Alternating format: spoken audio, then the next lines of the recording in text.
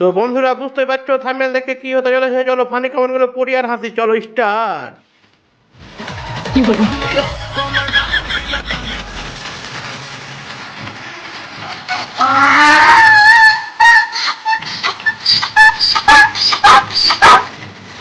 বন্ধুরা ভিডিও দেখালো, চলো এবার কমেন্ট গুলো পড়ি আর হাসি।